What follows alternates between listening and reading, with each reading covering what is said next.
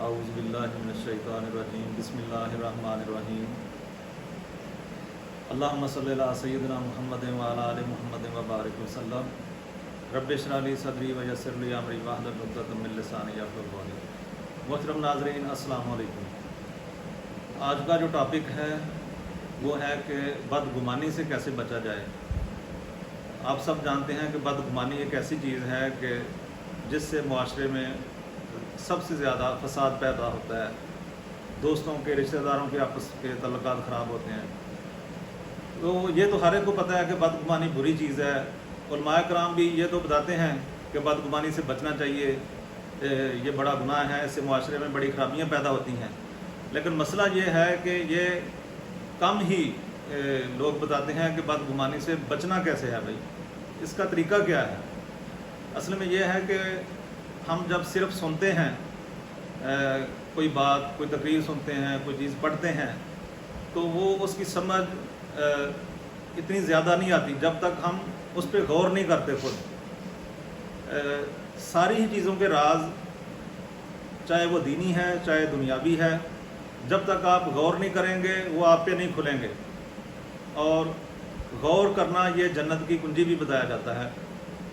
تو میں نے جب غور کیا، میں نے مجھے جو وجہ نظر آئی وہ میں آپ کو شیئر کرنا چاہتا ہوں آپ کے ساتھ، کہ ہو سکتا ہے آپ کو بھی اس سے فائدہ ہو جائے کچھ۔ تو میں نے جب سوچا تو مجھے پتہ چلا کہ بدگمانی ہم اس لیے کرتے ہیں کہ دوسروں کو ہم یہ بتانا چاہتے ہیں کہ میں بیوقوف نہیں ہوں، میں بڑا عقل مند ہوں۔ تم نے بے شک مجھے کوئی بھی وجہ بتائی ہے، لیکن میں اصل وجہ تک پہنچ گیا ہوں۔ اصل وجہ یہ نہیں جو تم بتا رہے ہو، بلکہ اصل وجہ یہ ہے جو میرے ذہن میں ہے، تو تم مجھے بیوقوف مت بناؤ۔ تو یعنی کہ اس کا کیسے ہم اس سے بچ سکتے ہیں؟ تو پھر اس کے لیے ہمیں اپنے آپ کو بیوقوف سمجھنا پڑے گا۔ ہمیں سمجھنا پڑے گا کہ ہم بیوقوف ہیں، جو ہمیں کوئی کہتا ہے اس پہ یقین کرنا پڑے گا۔ ہم میں اتنی سمجھ بوجھ نہیں ہے کہ ہم پیش گوئی کر سکیں، دوسرے کے خیالات پڑھ سکیں اور دوسرے کی سوچ کو پڑھ سکیں۔ تو جب تک ہم اپنے آپ کو بیوقوف نہیں سمجھیں گے، جو کہ آسان کام نہیں ہے، بڑی ہمت کا کام ہے۔ یہی تو وجہ ہے کہ ہمیں پتہ ہے، پڑھتے رہتے ہیں، سنتے رہتے ہیں بدگمانی کرنا بھائی بہت بری چیز ہے، لیکن یہ ہے کہ اس پہ عمل نہیں ہوتا، یا ہوتا بھی ہے تو بہت کم۔ پھر ہم جب اپنے دھارے میں چلتے ہیں تو بدگمانی سے بچتے نہیں، کیونکہ اپنے آپ کو بیوقوف سمجھنا کوئی آسان کام نہیں، بہت بڑا کام ہے، جرأت کا کام ہے، ہمت کا کام ہے۔ تو جب تک ہم اپنے آپ کو بیوقوف نہ سمجھیں گے تب تک ہم بدگمانی سے نہیں بچ سکتے۔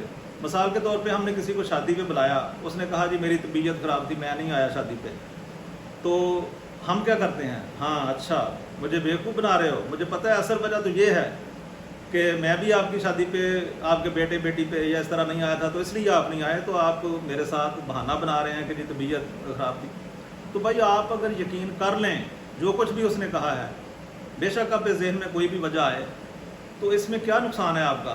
ایک تو وہ خوش ہو جائے گا، بے شک وہ سمجھے جی میں نے اس کو بیوقوف بنا دیا ہے، سمجھتے رہے۔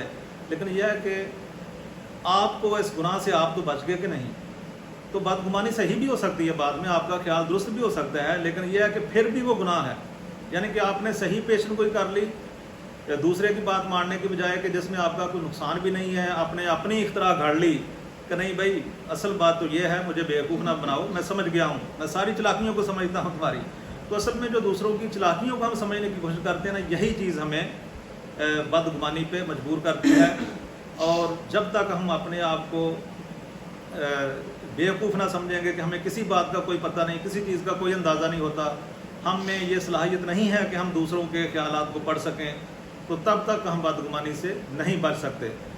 تو یہ بہت بڑا کام ہے کہ اس برائی سے بچنے کے لیے یہ رمضان شریف کا مہینہ بھی ہے۔ اور دیکھو یہ رمضان شریف کے لحاظ سے بھی ہے کہ روزہ صرف بھوک پیاس کٹنے کا نام نہیں ہے، بلکہ باقی برائیوں سے بچنے کا بھی کام ہے۔ یہ خاص طور پہ جب ہم فارغ ہوتے ہیں، دوستوں میں گپ شپ لگاتے ہیں، اور معذرت کے ساتھ یہ عورتوں میں زیادہ یہ پایا جاتا ہے کہ وہ پھر ایک دوسرے کی کہانیاں بیان کرنا شروع ہو جاتے ہیں۔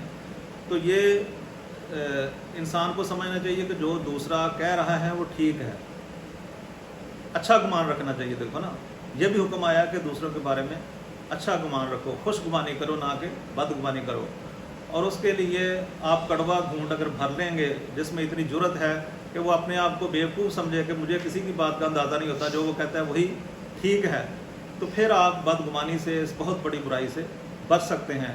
تو یہ انتہائی مشکل کام ہے، لیکن کوشش کرنے سے ہم اس کے قریب ترین ضرور پہنچ سکتے ہیں۔ امید ہے کہ یہ آج کی ویڈیو آپ کو پسند آئی ہوگی، اور یہ آگے شیئر بھی کریں، شاید اس سے کسی کا بھلا ہو جائے۔